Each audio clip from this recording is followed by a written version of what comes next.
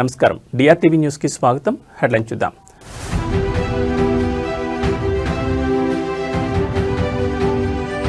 నడి రోడ్డుపై ఎమ్మెల్సీ దువ్వాడ శ్రీనివాస్ హల్చల్. తనను చంపేందుకు కుట్ర జరుగుతోందన్న దువ్వాడ.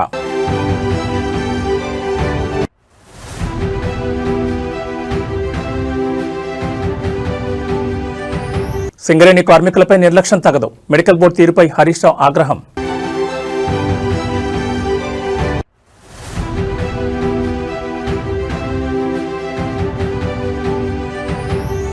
తిరుమలలో కొనసాగుతున్న భక్తుల రద్దీ. శ్రీవారి సర్వదర్శనానికి 20 గంటల సమయం.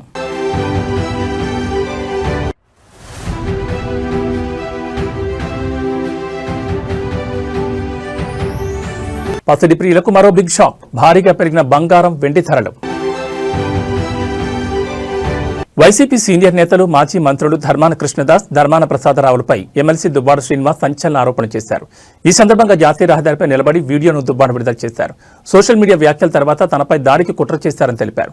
కింజరపు, ధర్మాన ఫ్యామిలీల మధ్య అండర్స్టాండింగ్ పాలిటిక్స్ నడుస్తున్నాయంటూ ఆరోపించారు. నిమ్మారకు చెందిన కింజారపు అప్పన్న చెప్పొద్దంటూ ఆడియో విడుదల చేశారు. ఈ రోజు రేపో దాడి జరిగే అవకాశం ఉందంటూ బెదిరిస్తే భయపడేది లేదని శ్రీనివాస్ అన్నారు. అయితే కింజారపు అప్పన్న మాటల రికార్డింగ్ మీడియాకు దువ్వాడ శ్రీనివాస్ వెల్లడించారు. ఈ ఘటనపై శ్రీకాకుళం జిల్లా ఎస్పీకి ఫిర్యాదు చేయబోతున్నట్టు తెలిపారు. ఇక వైరల్ ఆడియోతో జిల్లా రాజకీయాల్లో ప్రకంపనలు చెలరెత్తుతున్నాయి. నాకేం జరిగినా ధర్మాన సోదరులే బాధ్యతని దువ్వాడన్నారు. ఇక జిల్లాలో కాళింగ వర్సెస్ వెలమ వేడి మధ్య కొత్త రాజకీయం హీటెక్కుతోంది.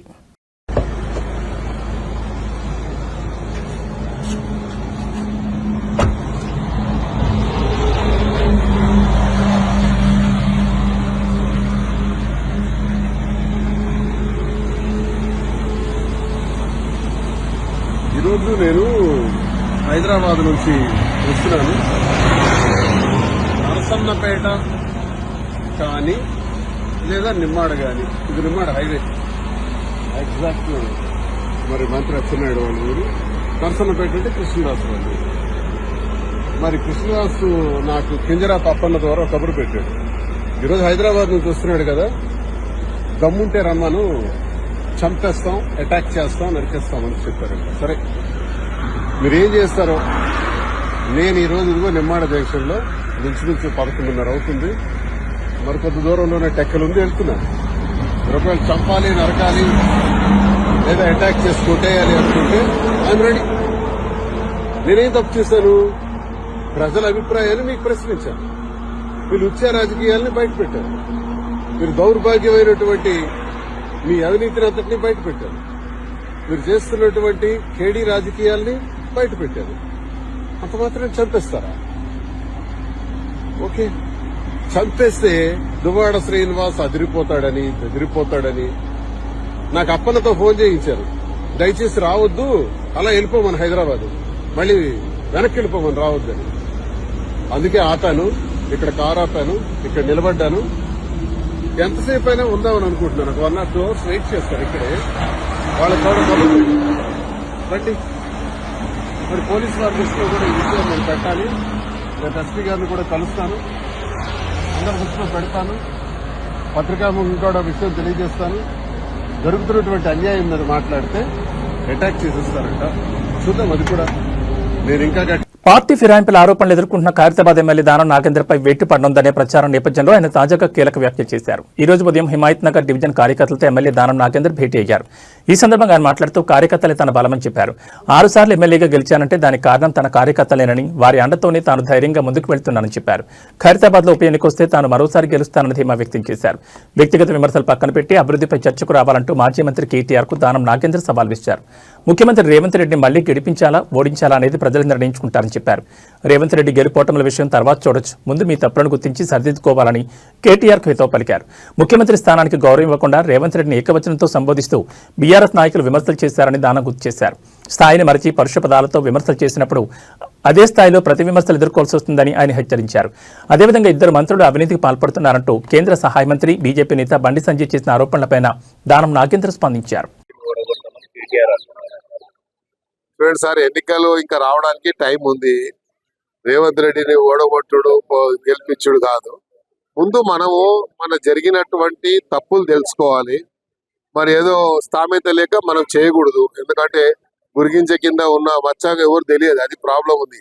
అందుకనే ఇప్పుడే కానీ ఒక స్థాయిలో ఉన్న వ్యక్తిని మనము తప్పుగా మాట్లాడితే ఆ స్థాయి ఉన్న వ్యక్తి కూడా కిందికి వచ్చి మాట్లాడాల్సి వస్తుంది. అందుకనే వీళ్ళే కదా మరి ముఖ్యమంత్రిని ఏకవచనంతో సంబోధించడము, నోటికి వచ్చినట్టు మాట్లాడడం, ఎవరైనా కానీ ఒక స్థాయిలో ఉన్న వ్యక్తికి మర్యాద ఇవ్వడం అనేది అది ప్రజాస్వామ్యంలో అది మన బాధ్యత. అలా కాకుండా వ్యక్తిగతంగా విమర్శించడం వల్లనే ఇవన్నీ వస్తున్నాయి. కాబట్టి రాజకీయంగా మీరు చేయొచ్చు. ఆయన కూడా ముఖ్యమంత్రి కూడా ఛాలెంజ్ చేస్తున్నాడు. మేము చేసిన అభివృద్ధి విషయంలో కానీ మేము ఇచ్చిన మరి పెట్టినటువంటి స్కీమ్స్ మేము జరగలేదు అంటే ఎక్కడైనా సరే ఏ వేదికమైనా ఛాలెంజ్ విసురుతున్నాడు. కాబట్టి ఆ ఛాలెంజ్ కు యాక్సెప్ట్ చేయకుండా మనం ఏకవచనంతో ముఖ్యమంత్రిని తిట్టడం వల్లనే ఇవన్నీ సమస్యలు వస్తున్నాయి. కాబట్టి మీరు అభివృద్ధి విషయంలో ఇచ్చినటువంటి స్కీమ్స్ ఏవైతే గ్యారంటీలు ఇచ్చిండ్రో ఆ గ్యారంటీలు జరగలేదని మీరు అంటారు, జరుగుతున్నాయని మేము చెప్తున్నాం. కాబట్టి జరుగుతున్నాయి ఎక్కడ అనేది మీరు చర్చకు వస్తే చెప్తామని ముఖ్యమంత్రి గారు చెప్పారు, మంత్రులు చెప్తారు. కాబట్టి దాని మీద స్పందిస్తే బాగుంటుంది. విశాఖ ఉక్కు ఆందోళన హక్కు ఒక పెద్ద చరిత్రని టీపీసీసీ వర్కింగ్ ప్రెసిడెంట్ జగ్గారెడ్డి అన్నారు. 1966 అక్టోబర్లో అమృతరావు ఏఐసీసీ సభ్యుడు ఢిల్లీ వరకు వెళ్లి నిరాహార దీక్ష చేశారు. బ్రహ్మానందరెడ్డి స్టీల్ ప్లాంట్కు సానుకూలంగా నిర్ణయం ఇచ్చారు. సోనియా గాంధీ పార్లమెంట్లో ప్రకటన చేశారు. స్టీల్ ప్లాంట్కు శంకుస్థాపన చేశారు. స్టీల్ ప్లాంట్ అనేది కాంగ్రెస్ కృషి. 14,000 కోట్ల రూపాయలతో ప్రారంభించిన స్టీల్ ప్లాంట్ ప్రజలకు ఉపాధి కల్పించిందని వెల్లడించారు. ఆంధ్రప్రదేశ్కు స్టీల్ ప్లాంట్ హక్కు అనేది ఒక చరిత్ర. స్టీల్ ప్లాంట్ కోసం వెంకయ్యనాయుడు కూడా మాట్లాడారు. యూపీఏ ప్రభుత్వం స్టీల్ ప్లాంట్ను కాపాడుకుంటూ వచ్చింది. ఆనాటి 14,000 కోట్ల సంపద ఇవాళ 2.5 లక్షల కోట్లుగా ఉందని జగ్గారెడ్డి చెప్పారు. ఏపీ ప్రజలు ఏం మైకంలో ఉన్నారు? జగన్, పవన్, చంద్రబాబు ముగ్గురు హీరోల యాక్టింగ్ ఎందుకు గమనించడం లేదని టీపీసీసీ వర్కింగ్ ప్రెసిడెంట్ జగ్గారెడ్డి విమర్శించారు. నేనేమీ ఆంధ్ర ప్రజలను తక్కువ అంచనా వేయడం లేదు. కులాల మీద రాజకీయాలు చేస్తున్నారు. ఇక్కడ రాజకీయ నాయకులు విశాఖ ఉక్కు ఆందోళన హక్కు అని మర్చిపోయారా? ఎందుకు ఈ ముగ్గురు నాయకులను ఎందుకు ప్రశ్నించడం లేదని అడిగారు. ఏపీలో కాంగ్రెస్ ఉండదని తెలిసి కూడా మాట ఇచ్చినందుకు సోనియా గాంధీ తెలంగాణ రాష్ట్రాన్ని ఏర్పాటు చేసిందన్నారు. రాహుల్ గాంధీ ప్రధాని అయిన తర్వాత స్టీల్ ప్లాంట్పై మొదటి సంతకం చేస్తారని సంగారెడ్డి మాజీ ఎమ్మెల్యే జగ్గారెడ్డి వెల్లడించారు. చంద్రబాబు నాయుడు గారు కూర్చున్నారు, మోడీ గారు, పవన్ కళ్యాణ్ గారు, ఆ కౌగిలింతలు, ఆ ప్రేమలు అవన్నీ టీవీలలో చూసిన. మరి ఆయన కూడా మరి పవన్ కళ్యాణ్ గారు కూడా మరి ఆడ ఉపన్యాసం దంచిండు. అది కూడా ఆయన ఉపన్యాసం విన్నా. మీ టీవీలలో అయితే గంట వేసి ఆ రోజున చూసిన. ఆల్ ఛానల్స్ టీవీలు మారుమోగిపోయినాయి. విశాఖ కార్మికుల కోసం ఆయన ఉపన్యాసం దంచితే ఆయన ఎండగడతా అన్నాడు, పొడుస్తా అన్నాడు, అది అన్నాడు, ఇది అన్నాడు, అది అయిపోయింది. మరి ఆయన కూడా డిప్యూటీ సీఎం అని. విచిత్రం ఏంటంటే అసలు ఆంధ్రప్రదేశ్ ప్రజలు ఏం ఐక్యంలో ఉన్నారు, ఏం ఆలోచన చేస్తున్నారు? ప్రధానమంత్రి 11 years prime minister, Chandrababu Naidu గారు రెండోసారి ముఖ్యమంత్రి, జగన్ గారు ఒకసారి ముఖ్యమంత్రి, డిప్యూటీ సీఎం పవన్ కళ్యాణ్ గారు. ఈ ముగ్గురు హీరోలు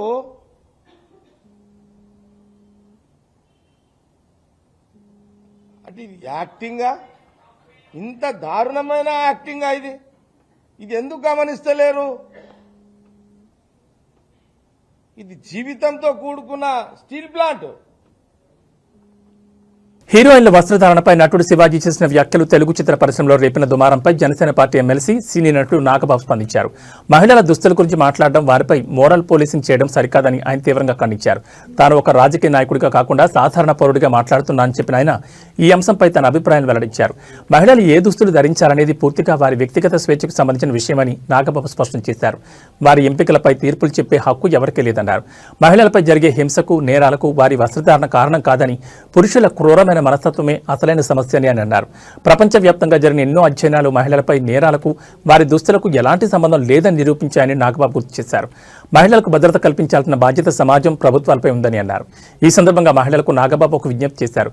మీకు నచ్చినట్లుండండి, మీకు నచ్చిన దుస్తులు వేసుకోండి.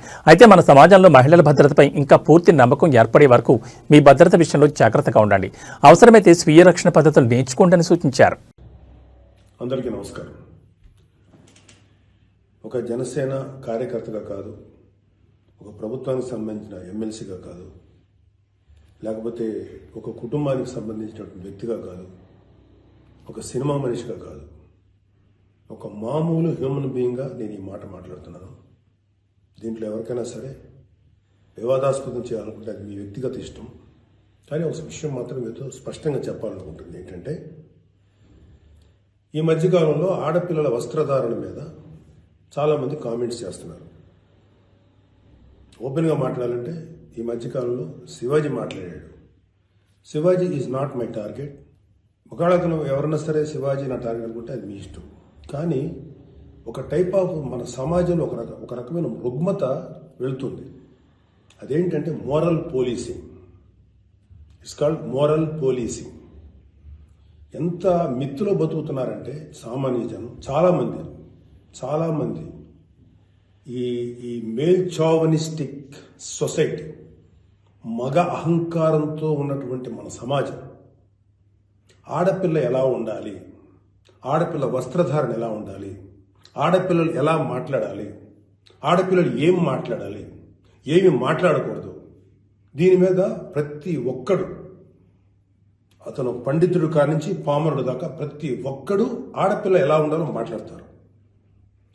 ఫస్ట్ పాయింట్, దీన్ని మోరల్ పోలీసింగ్ అంటారు. ఇది ఎగెనెస్ట్ కాన్స్టిట్యూషన్. ఒక ఆడపిల్ల ఇలాంటి వస్త్రధారణ చేసుకోకూడదు, ఒక ఆడపిల్ల ఇలాంటి వస్త్రధారణ చేసుకోవాలి అని చెప్పడానికి మీకేం హక్కు ఉంది? ఏ రైట్ ఉంది మీకు? అంటే మగవాడు కాబట్టి ఎవరి గురించి ఏదైనా స్వేచ్ఛగా మాట్లాడతారా?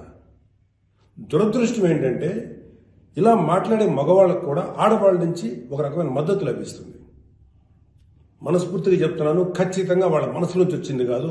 అందరి యాక్సెప్టెన్స్, భర్త ఏమనుకుంటాడో, ఆ చుట్టుపక్కల మగవాళ్ళు ఏమనుకుంటారో, ఇంకొక వ్యక్తులు ఏమనుకుంటారో అనే మాట్లాడే ఆడవాళ్ళే తప్ప ఇన్నర్గా ప్రతి ఆడబిడ్డకి ఒక సెల్ఫ్ రెస్పెక్ట్ ఉంటుంది. ఎలాగో ఒక ఆడపిల్ల డ్రెస్ ఇలా ఉండాలని మనం అడుగుతాం, ఎలాగో ఒక ఆడపిల్ల ఈ డ్రెస్ వేసుకోవాలని చెప్తాం. ప్రపంచంలో ఫ్యాషన్ అనేక రకాలుగా మారుతుంటుంది. అది ఎలాగైనా ఉండొచ్చు. దయచేసి మన చెల్లెలు, మన తల్లి, మన చెల్లెలు అందరూ మనవాళ్లే, మన బిడ్డలే. ఆడపిల్ల కాబట్టి ఆ అమ్మాయి ఇలా ఉండాలని చెప్పే హక్కు మనకు లేదు. నేను ఇవాళ మీ అందరి ముందు ఒకప్పుడు నేను కూడా అలాంటి ఇన్ఫ్లుయెన్స్లో ఉండి తర్వాత రియలైజ్ అయ్యే తప్పు కదా, నాకేం హక్కు ఉంది, ఒక ఆడబిడ్డ ఇలా ఉండాలి అని చెప్పే హక్కు నాకేముందని చెప్పి నేను మార్చుకొని నేను అటువైపు వెళ్తే నాకు ఇంకొక రకమైన ప్రపంచం కనపడింది. అరే వాళ్ళు ఏం తప్పు చేశారయ్యా, వాళ్ళు ఏం తప్పులు చేశారని చెప్పి వాళ్ళని అడ్డగోలుగా మీద పడిపోతున్నాం. ఇలాంటి డ్రెస్ వేసుకోవాలి, వేసుకోకపోతే చాలా వాళ్ళని ఒక తప్పుడు క్యారెక్టర్లుగా ఎలా ట్రీట్ చేస్తారు? సరే, ఒక విషయం చెప్తున్నాను. ప్రపంచవ్యాప్తంగా ఉన్న విషయం ఏంటంటే ఆడపిల్లల మీద జరిగేటువంటి అట్రాసిటీస్, వాళ్ళు వేసుకున్న హైదరాబాద్ లోని సింగరేణి భవన్ వద్ద ఉధృత చోటు చేసుకుంది. మెడికల్ బోర్డు ద్వారా అన్ఫిట్ సర్టిఫికెట్ పొందేందుకు తమ సమస్యలను విన్నవించుకోవడానికి వచ్చిన కార్మికులను లోపలికి అనుమతించకపోవడంపై మాజీ మంత్రి సిద్దిపేట ఎమ్మెల్యే తన్నీర్ హరీష్ రావు తీవ్ర ఆగ్రహం వ్యక్తం చేశారు. వినతిపత్రం ఇచ్చేందుకు వచ్చిన కార్మికులను బయటే కూర్చోబెట్టడంపై సింగరేణి సిబ్బందిని నిలదీశారు. ఈ సందర్భంగా హరీష్ రావు మీడియాతో మాట్లాడుతూ మెడికల్ బోర్డు పనితీరుపై విమర్శలు గుప్పించారు. సింగరేణిలో క్యాన్సర్ బారిన పడినవారు, గుండెకు బైపాస్ సర్జరీ చేయించుకున్నవారు, కళ్ళు దెబ్బతిన్న కార్మికులను కూడా మెడికల్ బోర్డు సభ్యులు ఫిట్ గా ఉన్నారని తేల్చడం దారుణమని అన్నారు. బలవంతంగా పనిలోకి శస్త్రచికిత్సల వల్ల తీవ్ర ఇబ్బందులు పడుతున్నామని, తమకు పదవి విరమణ కల్పించాలని కార్మికులు మొరపెట్టుకున్న అధికారులు కనికరించడం లేదని మండిపడ్డారు. వందలాది మంది తీవ్ర అనారోగ్యంతో బాధపడుతుంటే ఇంత తక్కువ మందిని అన్ఫిట్ చేయడం వెనుక కార్మికులను వేధించడమే ప్రధాన ఉద్దేశంగా కనిపిస్తోందని ఆయన ధ్వజమెత్తారు. తక్షణమే యాజమాన్యం స్పందించి బాధితులకు న్యాయం చేయాలని డిమాండ్ చేశారు.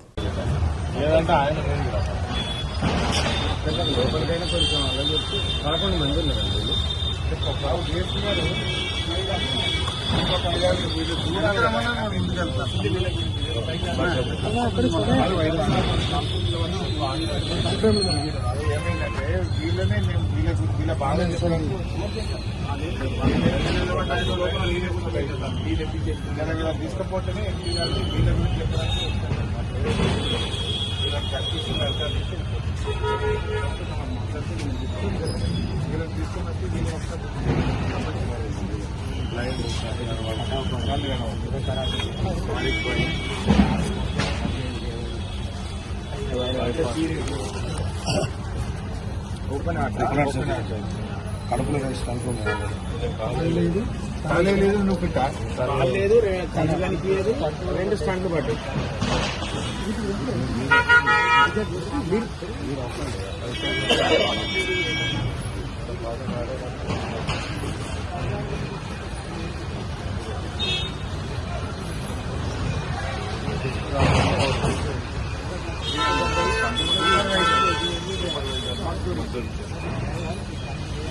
డ్రైవర్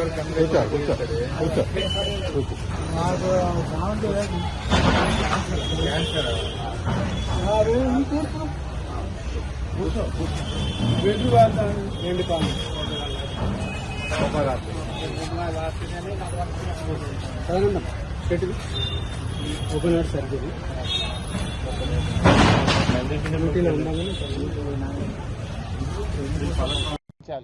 ఇవాళ మేము కొంతమంది కార్మికులు తీసుకొని వచ్చి డైరెక్టర్ పా గారిని గౌతమ్ గారిని కలిశాం. వీళ్ళు పెట్టిందే 2 సార్లు మెడికల్ బోర్డు. ఆ మెడికల్ బోర్డులో కూడా కాళ్ళు లేని వాళ్లను, కళ్ళు లేని వాళ్లను, క్యాన్సర్ వచ్చిన వాళ్లను, గుండెకు బైపాస్ సర్జరీ అయిన వాళ్లను అన్ఫిట్ చేయాల్సింది పోయి నువ్వు మంచిగున్నావు పోయి పని చేయమంటున్నారు.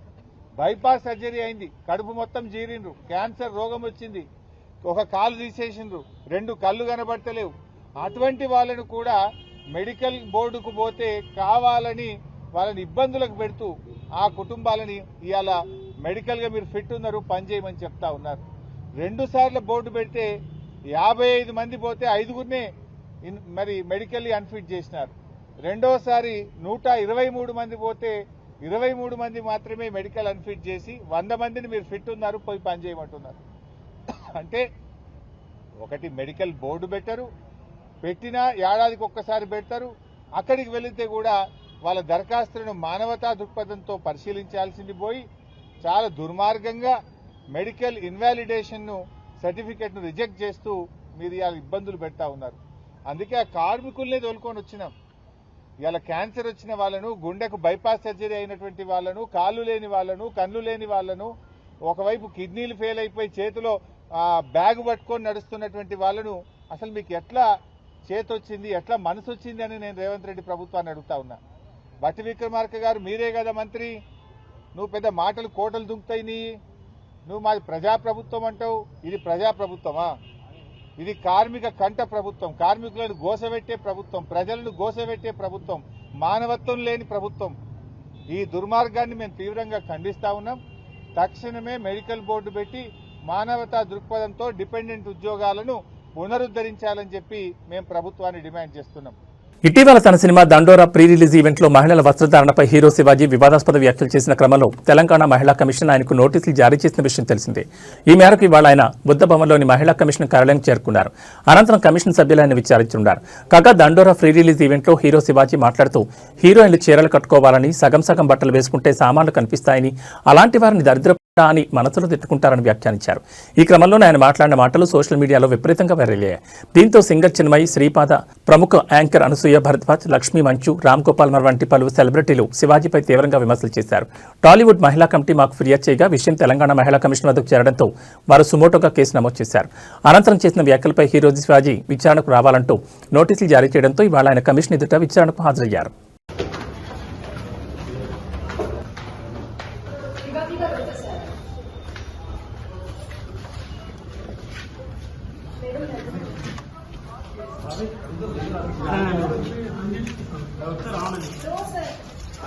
ఓకే నేను లోపల రా మేడం.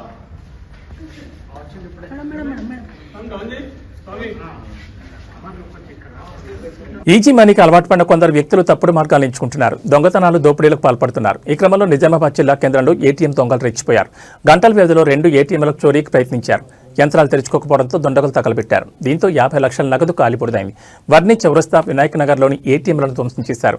బైక్పై 2 దొంగలు ఏటీఎంలోకి చొరపడగా కారులో మరో 2 రెక్కి నిర్వహించారు. సీసీ కెమెరాలో దొంగల దృశ్యాలు రికార్డయ్యాయి. కేసు నమోదు చేసిన పోలీసులు దర్యాప్తు చేపట్టినట్టు తెలిపారు.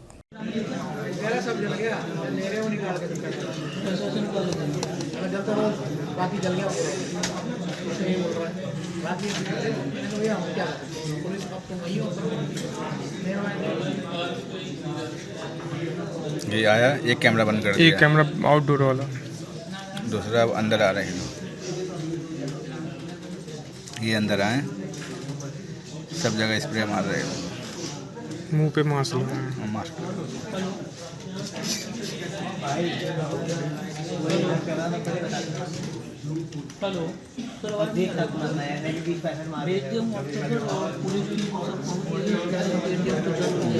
कैमरा पे मास्क कर दिया, कैमरा बंद।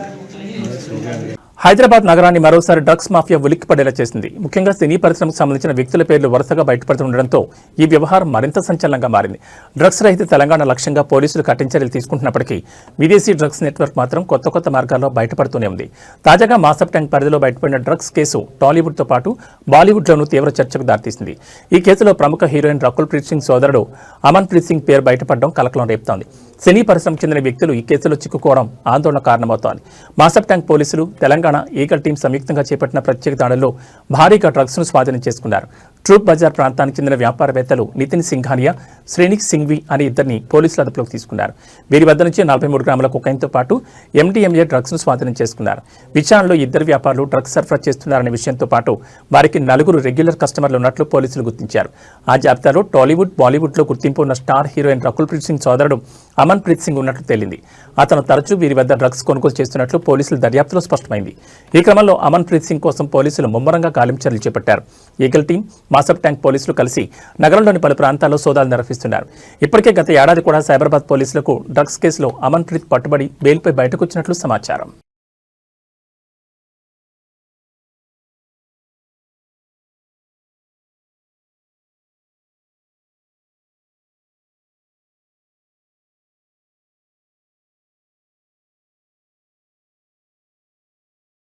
హైదరాబాద్ పోలీస్ కమిషనరేట్ పరిధిలో జరిగిన నేరాలపై ఇవాళ సిపి సజ్జనార్ వార్షిక నివేదికను విడుదల చేశారు. ఈ సందర్భంగా ఆయన మీడియాతో మాట్లాడుతూ 2024-25లో హైదరాబాద్ కమిషనరేట్ పరిధిలో నేరాలు 15% మేర తగ్గాయని తెలిపారు. తెలంగాణలోకి ఇతర రాష్ట్రాల నుంచి దోపిడీ గ్యాంగులు రావాలంటే భయపడుతున్నారని కామెంట్ చేశారు. నగరంలో ఎక్కడ దొంగతనం జరిగినా పట్టుకుంటారనే భావన, ఓ రకమైన భయం దొంగల్లో ఏర్పడిందని అన్నారు. ఇక సోషల్ మీడియాలో సైబర్ క్రైమ్పై ప్రజలకు పూర్తి అవగాహన కల్పిస్తున్నామని అన్నారు. మరో ఎన్ఫోర్స్మెంట్ విభాగం చాలా సమర్థంగా పనిచేస్తోందని సజ్జనార్ అన్నారు.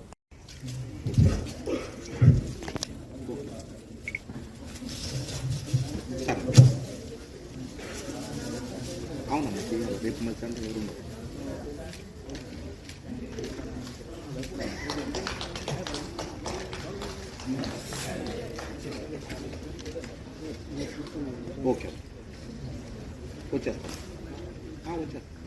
లేదమ్మా ఉదయం మార్నింగ్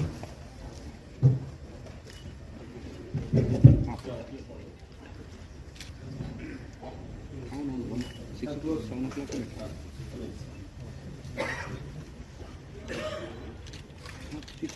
నాకు చెప్పుకోండి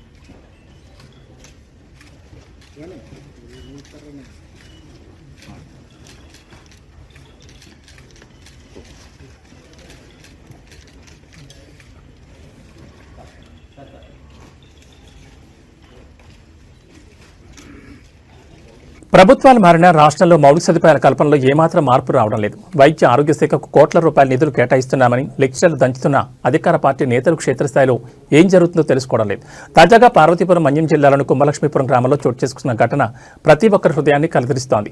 గ్రామానికి చెందిన 65 ఏళ్ల వృద్ధురాలు రాధమ్మ తీవ్ర అస్వస్థతకు గురైనందున కుటుంబ సభ్యులు ఆమెను చికిత్స నిమిత్తం భద్రగిరి ప్రభుత్వ ఆసుపత్రికి తరలించారు. అయితే వైద్యులు చికిత్స అందిస్తుండగానే ఆమె ప్రాణాలు కోల్పోయింది. అనంతరం రాధమ్మ మృతదేహాన్ని సొంత గ్రామం కుంభలక్ష్మీపురానికి తరలించాల్సిండగా ఆసుపత్రి వద్ద అంబులెన్స్ సౌకర్యం అందుబాటులో లేకపోవడంతో కుటుంబ సభ్యులు తీవ్ర ఇబ్బందులు పడ్డారు. ప్రైవేట్ వాహనం అద్దెకు తీసుకోవడానికి ఆర్థిక స్తోమత లేకపోవడంతో చివరికి చెత్త తరలించే రిక్షాలో రాధమ్మ మృతదేహాన్ని గ్రామానికి తీసుకెళ్లాల్సి వచ్చింది. ఈ దృశ్యం చూసిన స్థానికులు, సామాజిక కార్యకర్తలు తీవ్ర ఆగ్రహం వ్యక్తం చేశారు. 2025 సంవత్సరంలో కూడా ప్రభుత్వ ఆసుపత్రిలో మృతదేహాలను తరలించడానికి కనీసం అంబులెన్స్ సౌకర్యం లేకపోవడం ఎంత విడ్డూరమని ప్రశ్నిస్తున్నారు. మరోవైపు రాధమ్మ మృతదేహాన్ని చెత్త రిక్షాలో తరలిస్తున్న వీడియోలు ప్రస్తుతం సోషల్ మీడియాలో విపరీతంగా వైరల్ అవుతున్నాయి.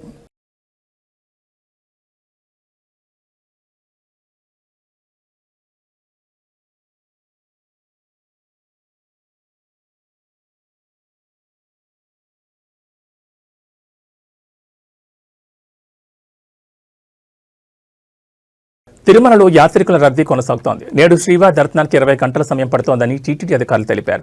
తిరుమలలోని వైకుంఠం క్యూ కాంప్లెక్స్లోని అన్ని కంపార్ట్మెంట్లు యాత్రికులతో నిండిపోయాయి. వెలుపల శిలాతోరణం వరకు క్యూ లైన్లో వేచి ఉన్నట్లు తెలిపారు. యాత్రికులు ఎటువంటి ఇబ్బందులు పడకుండా అన్ని చర్యలు తీసుకుంటున్నామన్నారు. నిన్న శ్రీవారిని 72,487 మంది భక్తులు దర్శించుకున్నారు. 29,500 మంది భక్తులు తలనీలాలు సమర్పించుకున్నారు.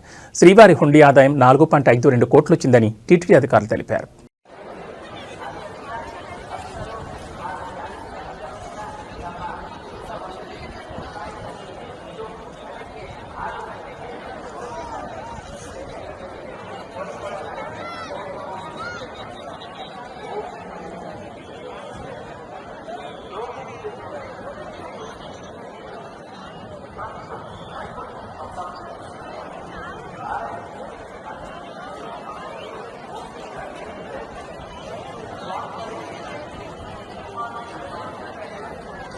పసిడి ప్రియులకు మరో బిగ్ షాక్. దేశవ్యాప్తంగా బంగారం వెండి ధరలు భారీగా పెరిగాయి. తాజాగా కిలో వెండిపై ఏకంగా 22,000 పెరిగింది. దీంతో దేశీయ మార్కెట్లో కిలో వెండి ధర 2,74,000కు చేరుకుంది.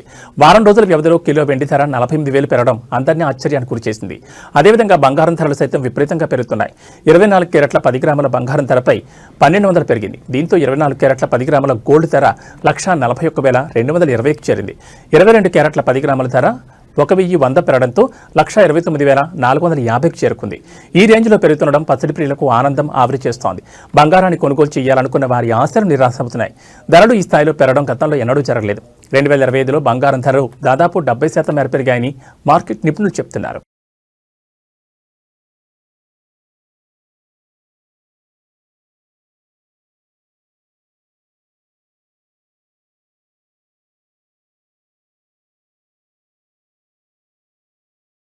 ఇవి బులెటిన్ విశేషాలు. మరో బులెటిన్లో మళ్ళీ కలుసుకుందాం. నమస్కారం.